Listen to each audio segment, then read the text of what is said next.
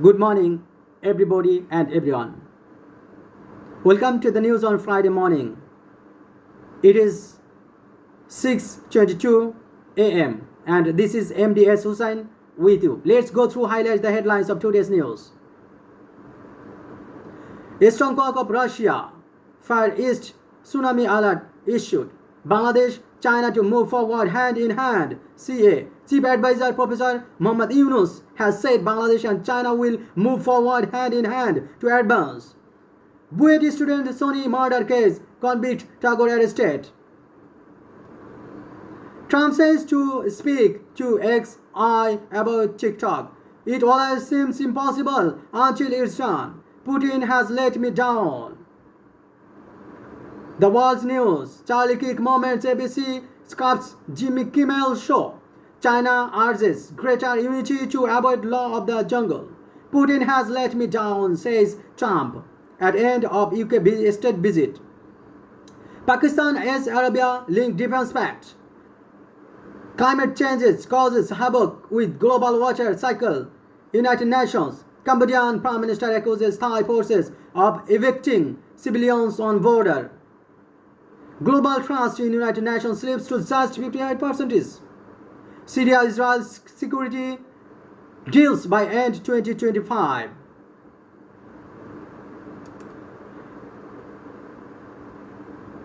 Rapid Action Battalion started, arrested Mushfiq Uddin Tagore, a convict in Buet student Sabikun Nahar Sony murder case from Dhaka's Azimpur.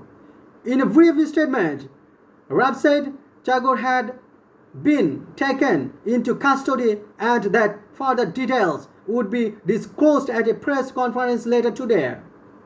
Sony's second-year student of Buet's Chemical Engineering Department was killed in June 2002 during a factional clash between two groups of BNP-backed student body Jatiyottabadi Chhatrodal.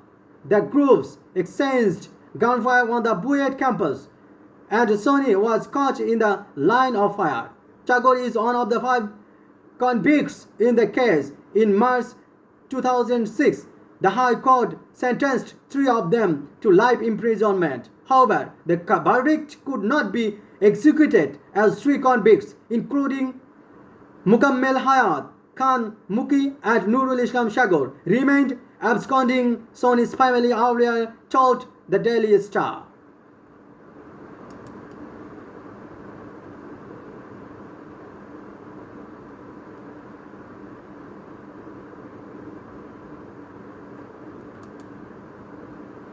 Donald Trump warned that Russian President Vladimir Putin had really let me down after he met Prime Minister Keir Starmer on Thursday, the final day of the United States President's historic UK state visit.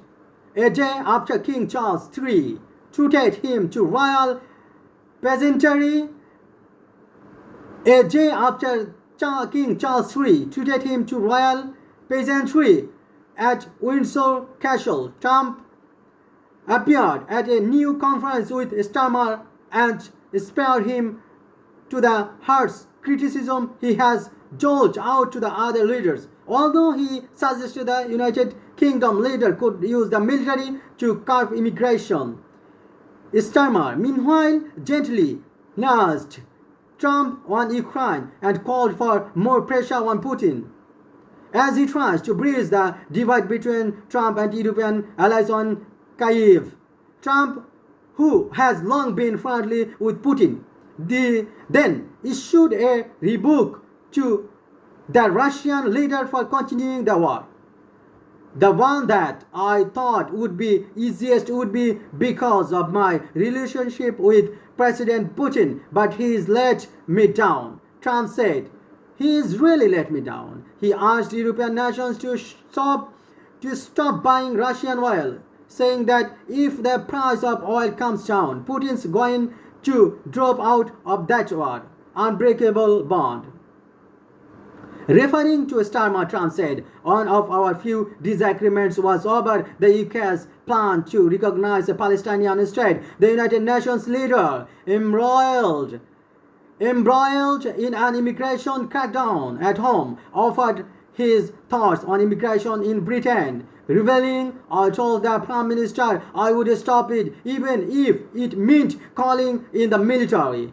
But for the rest of the time, at the Prime Minister's official country's house, north of London, the two leaders seemed on the same page as Trump hailed America's unbreakable bond with Britain and signed a huge tech cooperation deal with Starmer. At the signing ceremony attended by a host of United States tech CEOs, Starmer said he and Trump were leaders who genuinely like each other.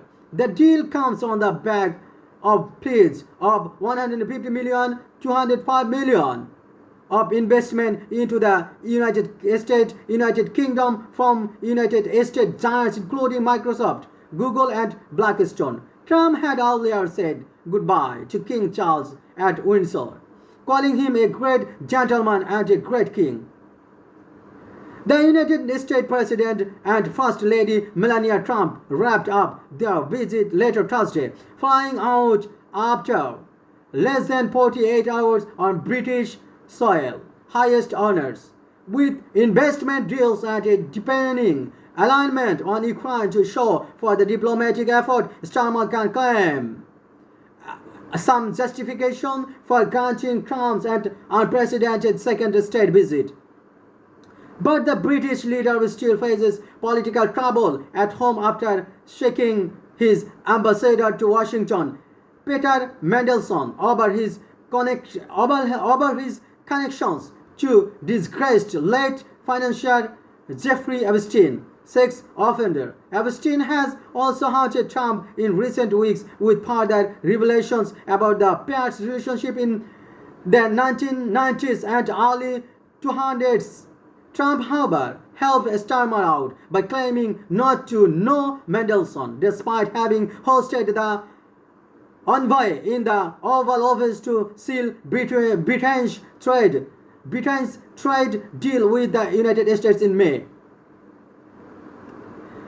Trump was lavished with the full pomp of the British state on Wednesday, the second time it has done so after his first visit in 2019. This is truly one of the highest honors of my life, Trump said at the state banquet. The king, meanwhile, hailed Trump's speech, efforts and support for Ukraine after a day featuring gun salutes, soldiers on horseback and bagpipes, all designed to appeal to the United States President. Fascination with royalty. Melania remained in Windsor on Thursday morning, where she met scouts with Princess Catherine and viewed Queen's marriage doll's house with Queen Camilla. The United States First Lady's husband, though, was kept far from the British public, with an estimated 5,000 people marching through central London Wednesday to protest against his visit.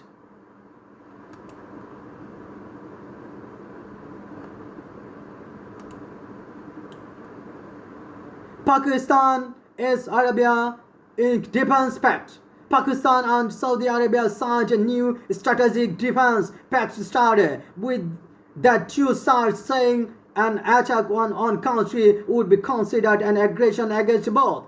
The agreement comes just days after an Israel strike targeted Hamas leaders in neighboring Qatar, sending shock waves through the Gulf states that have long depended on the United States for their security. This agreement aims to develop aspects of defense cooperation between two countries and strengthen joint deterrence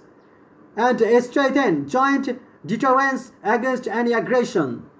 Read a statement published by the Saudi press agency. The agreement states that any aggression against either country shall be considered an aggression against both, it added.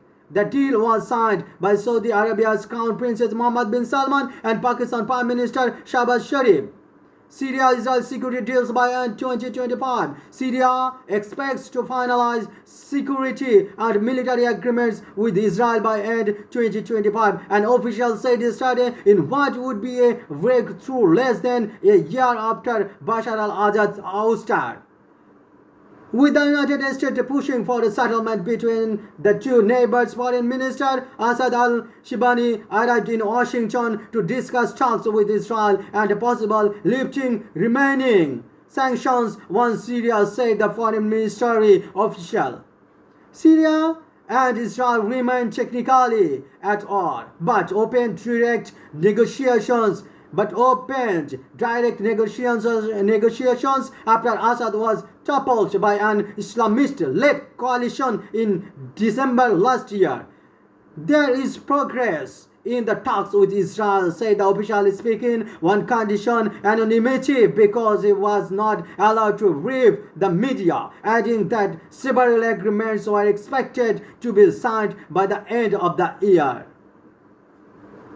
Last week, President Ahmed al-Shara said Syria was negotiating with Israel to reach a deal that would be Israel leave the areas it occupied in recent months. The Syria interim leader remains under United Nations sanctions and a travel ban due to his past as a wanted jihadist.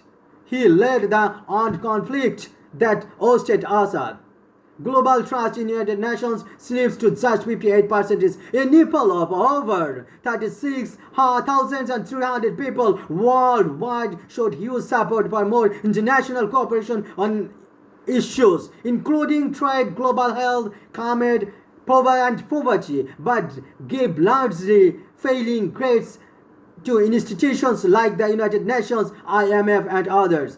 The survey, commissioned by the Rockefeller Foundation and conducted in 34 countries from August 8 to September 10, offers a grim picture of confidence in multilateral institutions at a time when the United States and other advanced economies are slashing development aid, despite cuts in development spending and rising nationalist rhetoric around the world.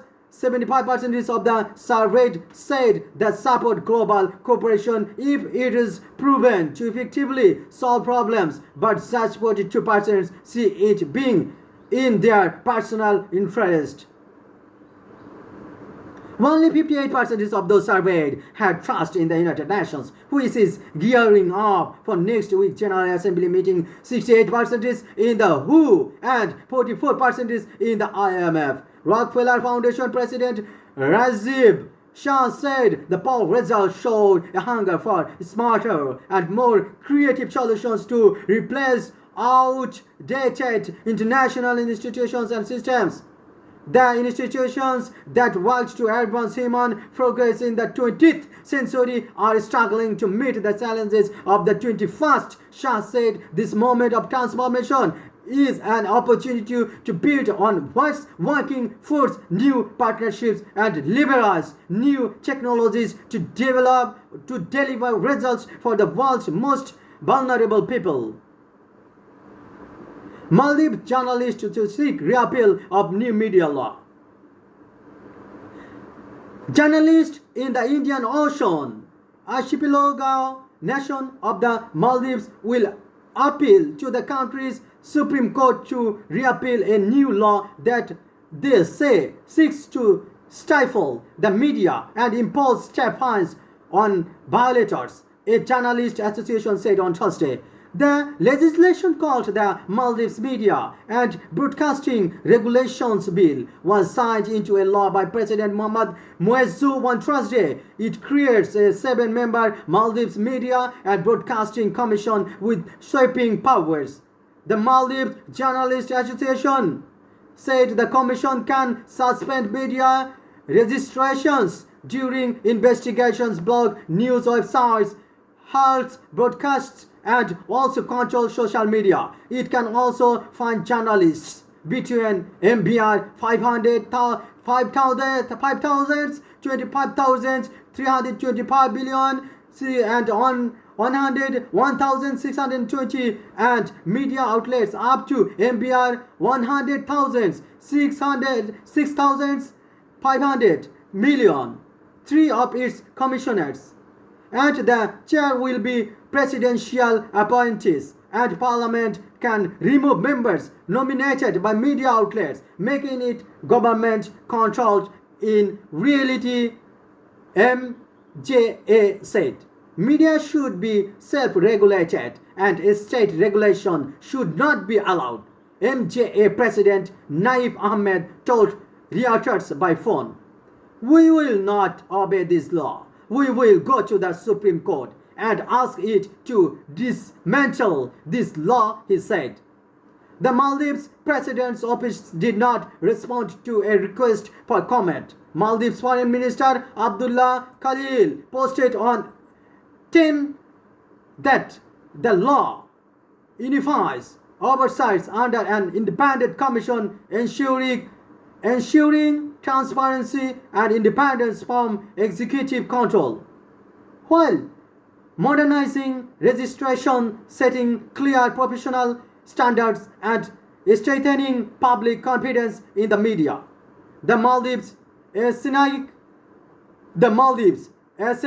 South Asian country of about 530,000 people, has witnessed intensive local political rivalries and geopolitical maneuvers involving India and China in recent years. Global media watchdogs